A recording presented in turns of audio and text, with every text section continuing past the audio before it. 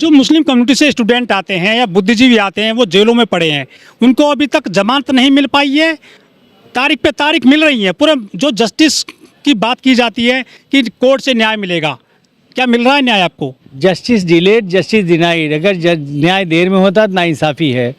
Bell is the rule, jail is the exception. Bail नियम है, jail अपवाद है। अभी 4 अगस्त 2025 को दिल्ली के जंतर मंतर पर अंबेडकर विचार मंच के बैनर तले हमने बहुत बड़ा धरना दिया था। राष्ट्रपति महोदया, भारत सरकार, नई दिल्ली और चीफ जस्टिस ऑफ इंडिया को मेमोरेंडम दिया है कि उमर खालिद, शर्जील इमाम, ताहिर हुसैन, शफाउर रहमान खां, मीरान हैदर, खालिद सैफ़ी से लेके इशरत सिद्दीकी से लेके जितने लोग भी भीमा कोरेगांव के दलित से लेके कश्मीर से लेके कन्याकुमारी तक जो लोग भी 1 साल से ज़्यादा जेलों में बंद हैं, विचाराधीन कैदी, ट्रायल हो रहा है तो भी, नहीं हो रहा है तो भी, सबको एक मुश्त ज़मानत दे दी जाए और यूएपीए कानून को ख़त्म किया जाए। पहले मीसा सन 75 में लागू हुआ था। जो लोग भी, हज़ारों लोग भी मीसा में बंद हुए, ज़मानत नहीं होती थी। जब मीसा कानून इंदिरा गांधी ने खुद लगाया था, ख़त्म किया, तब जाकर लोग जेल से रहा हुआ है। फिर कांग्रेस ने ही टाडा बनाया था, टाडा में हज़ारों लोग बंद हुए, ज़मानत नहीं होती थी। हम लोगों ने उसकी भी लड़ाई लड़ी है। टाडा कानून ख़त्म हुआ तब जाके लोग रिहा हुए। फिर पोटा बनाया कांग्रेस ने, वो भी जो है जब कानून ख़त्म हुआ तभी लोग रिहा हुए। उसके बाद कांग्रेस का ही बना यूएपीए है, उसमें कुछ धाराएं बीजेपी ने जोड़ी हैं। हम भारत सरकार से मांग करते हैं, राष्ट्रपति महोदया से मांग किया है कि यूएपीए कानून देश के 142 करोड़ नागरिकों के मौलिक अधिकारों के ख़िलाफ़ है, बाबा साहब अम्बेडकर के बनाए हुए संविधान के ख़िलाफ़ है। ये देश के मौलिक नागरिकों का जो मौलिक अधिकार है ज़मानत पाना, उसकी खिलाफ वर्जी करता है।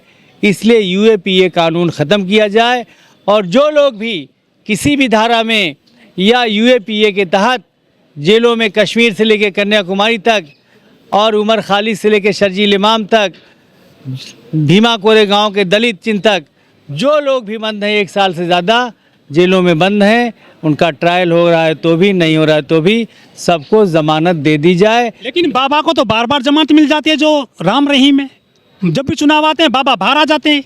आखिर ये जो मुस्लिम कम्युनिटी से जो इंटेलेक्चुअल लोग हैं, बुद्धिजीवी लोग हैं, उन पे क्या उनके साथ में ये सौतेला व्यवहार किया जा रहा है कोर्ट के द्वारा?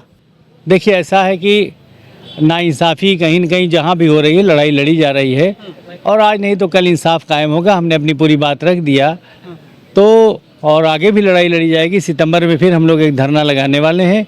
धरने के माध्यम से इस मुल्क में डेमोक्रेसी है, हमारा राइट है कि हम धरना दें, मेमोरेंडम दें और शांतिपूर्ण ढंग से अपनी बातें सरकार तक, प्रधानमंत्री महोदय तक, राष्ट्रपति महोदया तक, चीफ जस्टिस ऑफ इंडिया तक पहुंचाएं और आज नहीं तो कल नहीं तो परसों इंशाल्लाह न्याय कायम होगा। अरशद साहब, आप दिल्ली में हैं आज, नजीब के लिए आप आए हैं कि नजीब का सुराग लगाया जाए। 9 साल हो गए हैं, पूरे मामले को आप किस तरह देखते हैं?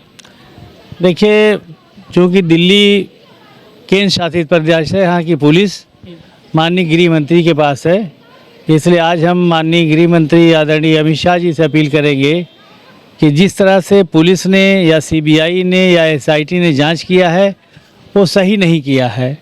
क्योंकि जिस दिन नजीब गायब हुए उसके 1 दिन पहले और उस दिन भी जिन लोगों ने उन पर हमला किया था उनसे सही इन्वेस्टिगेशन नहीं हुई है। उन लोगों को फिर से बुलाया जाए, उनसे सही जांच की जाए, उनके मोबाइल फ़ोन के रिकॉर्ड्स चेक किए जाएं तो नजीब कहाँ है पता लग जाएगा।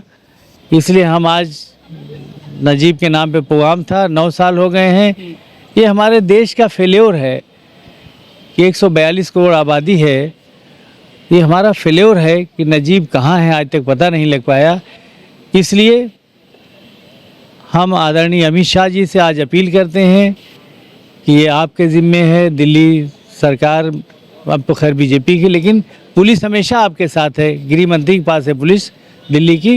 इसलिए फिर से पुलिस और सीबीआई जो भी जांच कराएं, जांच कराकर जिन लोगों ने नजीब पर 1 दिन पहले या रात में हमला किया था उन तमाम लोगों से पूछताछ की जाए, सख्ती से पूछताछ की जाए, उन सब लोगों के मोबाइल रिकॉर्ड चेक किए जाएं तो नजीब कहाँ है पता लग जाएगा। लेकिन सर, दिल्ली पुलिस के तो बहुत चर्चे होते हैं पूरी दुनिया में कि बहुत तेज़ी से कार्रवाई करती है और निष्पक्ष कार्रवाई करती है, आखिर क्यों नहीं सुराग लगा पाई नजीब साहब का? इस पूरी कार्रवाई में निष्पक्ष कार्रवाई नहीं हुई है और कहीं ना कहीं पक्ष लिया गया है, नाइंसाफ़ी हुई है।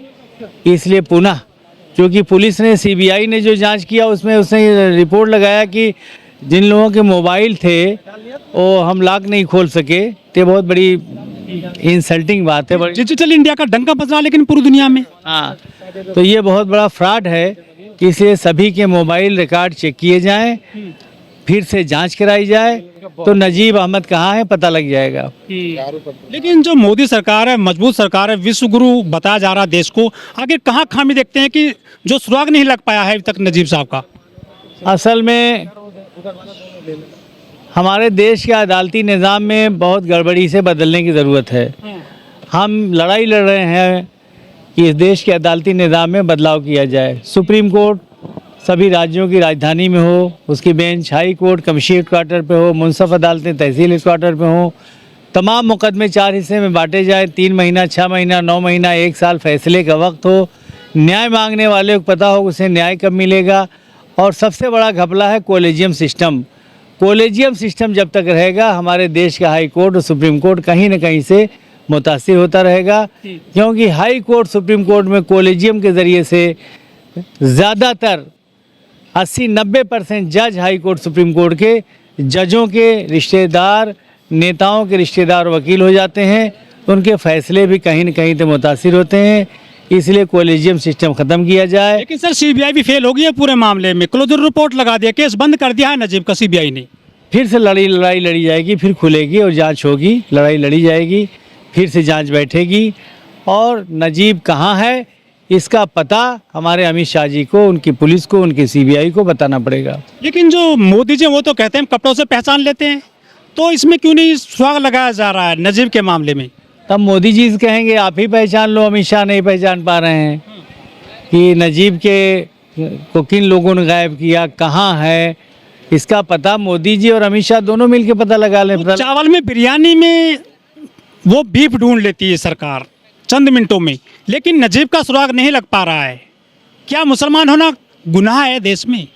नहीं, मुसलमान होना गुनाह नहीं, लेकिन मुसलमानों के साथ, दलितों के साथ, आदिवासियों के साथ, सिखों के साथ, ईसाइयों के साथ मज़हब की बुनियाद पर, बिरादरी की बुनियाद पर इस देश में पक्षपात हो रहा है, नाइंसाफ़ी हो रही है, लड़ाई लड़ी जा रही है।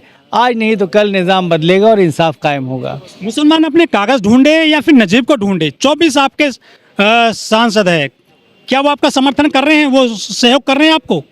देखिए, सांसद अपना काम कर रहे हैं और जितना हो सकता है वो लोग कर रहे हैं। हम लोग भी लड़ रहे हैं, ज़मीन पे भी लड़ रहे हैं, सड़क पे भी लड़ रहे हैं, और जो लोग पार्लियामेंट में लड़ रहे हैं। लड़ाई चल रही है और आगे आने वाले कल हमें पूरी उम्मीद है कि रास्ते बनेंगे, नजीब भी मिलेगा, उसको गायब करने वालों को भी पता लगेगा और इंसाफ भी इस देश में कायम होगा। आज नहीं तो कल, कल नहीं तो परसों बदलाव हो के रहेगा।